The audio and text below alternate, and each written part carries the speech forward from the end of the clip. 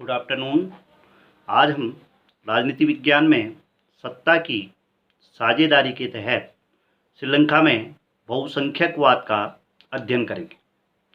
कल इसमें हमने बेल्जियम और श्रीलंका दो देशों का उदाहरण दिया।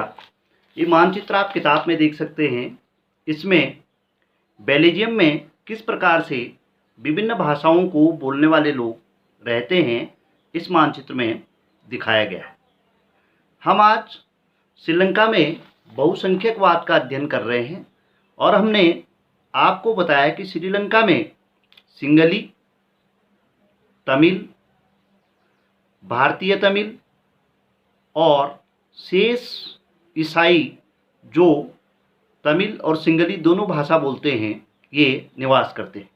ये येलो कलर का पूरा क्षेत्र सिंगली भाषा को बोलने वाले लोगों का क्षेत्र है। ये ब्राउन कलर का पूरा क्षेत्र तमिल भाषा को बोलने वाले लोगों का क्षेत्र है। ये कलर भारतीय श्रमिक जो औपनिवेशिक काल में श्रीलंका गए थे, उनका जनसंख्या प्रतिशत यहाँ पे है। और ये भाग ईसाई लोगों, ये छोटे छोटे गोले ईसाई समुदाय के लोगों की संख्या को प्रदर्शित कर रहा है श्रीलंका में। तो ये श्रीलंका की भाषाई आधार पर बनावट है। बहुसंख्यकवाद से हम क्या समझते हैं? श्रीलंका में किसी समुदाय के सदस्यों की संख्या अधिक होने पर वे मनचाहे ढंग से देश में शासन करते हैं और अल्पसंख्यक की इच्छाओं की अवहेलना करते हैं। ये बहुसंख्यकवाद है। बोर्ड में पूछा जाने वाला प्रश्न है।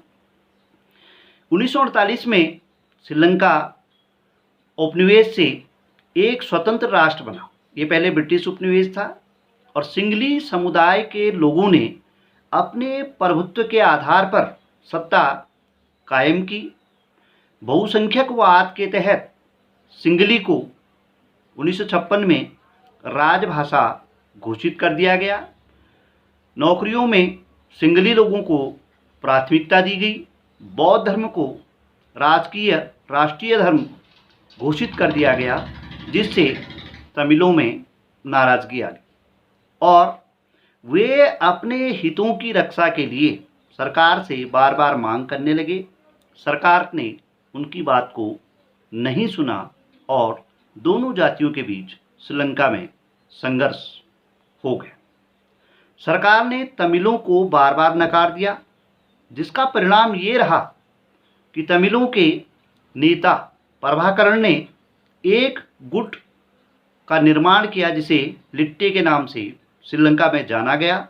और 1980 से श्रीलंका में गृह युद्ध शुरू हुआ, जो 2009 तक, इतने लंबे समय तक लगातार चलते रहा। बहुत सारे लोग इसमें मारे गए। अंत में संयुक्त राष्ट्र के तत्वाधान में शांति सेना के माध्यम से ये गृह युद्ध समाप्त करा गया और प्रभाकरण की भी इसमें मृत्यु हुई। भारतीय सेना ने भी संयुक्त राष्ट्र की सेना के तहत इस युद्ध में प्रतिभाग किया।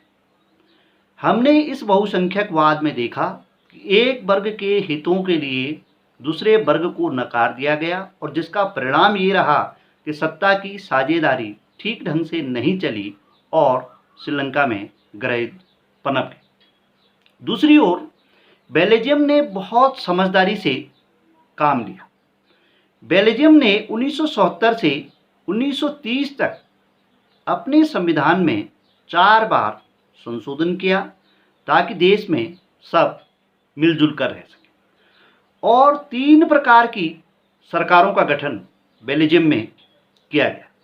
सबसे पहले केंद्रीय सरकार, और इसमें डच भाषी और फ्रेंच भाषियों के मंत्रियों की संख्या को बराबर बराबर कर दिया गया, ताकि किसी भी प्रकार के फैसले लेने पर बेल्जियम में कोई विवाद न हो।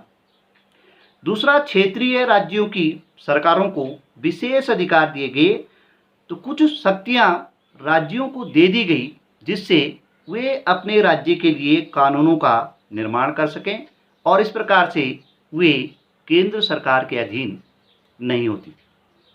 ब्रुसेल्स में अलग सरकार बना दी गई और यहाँ भी समान प्रतिनिधित्व वाली दोनों भाषाओं को बोलने वाले लोगों के मंत्रियों की संख्या को बराबर बराबर कर दिया गया ताकि किसी भी प्रकार का विरोध न हो।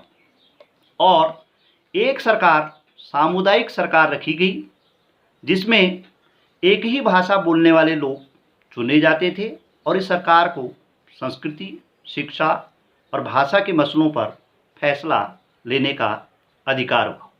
बेल्जियम की अच्छी व्यवस्था को देखते हुए वर्तमान में यूरोपीय संघ ने अपने मुख्यालय को बेल्जियम की राजधानी ब्रुसेल्स में बनाया है और इसका निष्कर्ष सत्ता की साझेदारी का ये रहा कि दोनों देशों में श्रीलंका में बहुसंख्यकवाद रहा जिससे वहाँ गृहयुद्ध की स्थिति होगी और बेल्जियम ने एक आदर्श प्रस्तुत करके बेल्जियम में किसी भी प्रकार के संघर्ष को नहीं होने दिया और बहुत ही अच्छी सरकार वहाँ पे चली। धन्यवाद। कल हम सत्ता की साझेदारी क्यों आवश्यक है इसका अध्ययन करेंगे।